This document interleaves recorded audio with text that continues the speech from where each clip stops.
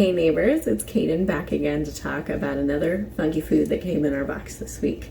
You probably all noticed that everybody got this little guy called a kohlrabi this week. Now kohlrabis, I actually usually will eat them raw. I'll pluck off these top branches here and I'll throw those in a stir fry, and then the bulb I'll peel and like dip in hummus or something of the sort. But this week I kind of wanted to try something new and maybe a little bit more challenging with a kohlrabi. So we're gonna go ahead and try the recipe that came in all of your boxes, the kohlrabi noodles with brown butter and sage. And you all got sage in your box too. So I hope that you still have everything and you're feeling excited to use this. Now, the hardest part about this recipe really isn't the ingredients. I had all of these ingredients already laying around in my apartment, but really the hardest part is just getting your kohlrabi into noodles. So I wanted to talk a little bit about the different ways that you could turn kohlrabi into noodles. Really, you don't have to have a fancy spiralizer in order to do this. If you do have a spiralizer, it might look a little bit like this nice little funnel. You can crank chunks of the kohlrabi in and it'll spit out the kohlrabi in noodle shapes. We have ones that look like this. You might have one that looks even as simple as this.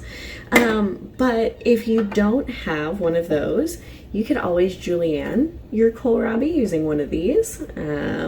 Or really in its simplest form, you could take a good old-fashioned peeler and just peel it into strips, and that will work just fine as well.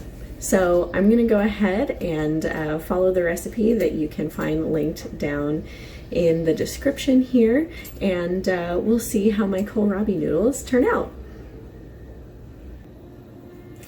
And a quick note on preparing these kohlrabi before you spiralize them. I peeled off all the branches here, all these leaves. I'm going to put these in a stir fry along with some other stems that came on other veggies in the box and just some greens. So those will be really delicious later on. And then as you're getting ready to spiralize the bulb here, you'll notice I cut it into quarters and then I'm just peeling off the outside just like this. Super easy, and I'll put those aside and I'll compost them. All right, I have my kohlrabi all chopped up and ready to be cooked as noodles. Funny enough, this kohlrabi was kind of small, so despite all of the different spiralizers I had, I ended up going with the good old-fashioned peeler and have all of these short little noodles made of my kohlrabi. Perfect. Now I'm gonna go ahead and chop up the sage. We all got a sage bundle in our box. This is actually not culinary sage, this is white sage, so it's much stronger than the sage that you might buy in the grocery store in those little kind of spice bottles. So this, since it's stronger, I don't need as many as the recipe called for, so I'm actually gonna do about 10 leaves of sage for this recipe. All right, everyone, I got my noodles all cooked up. Put the pine nuts and everything on top, and check that out. Look at how beautiful that is. And I have to tell you, it smells amazing in here. And this was not hard at all. I feel like I was really nervous to try this recipe out, but I am so excited that I did. It was definitely worth the effort, and it tastes amazing as well. Want to give it a try? Yes, but my mouth's totally clean. It's minty.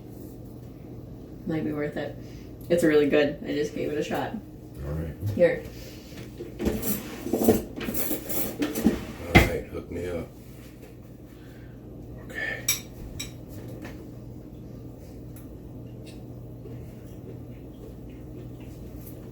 Mm-hmm. Mm-hmm. Mm. It's nice, yeah? Mm-hmm. It's great. Good stuff. It's so good. Mm-hmm. Rico approved.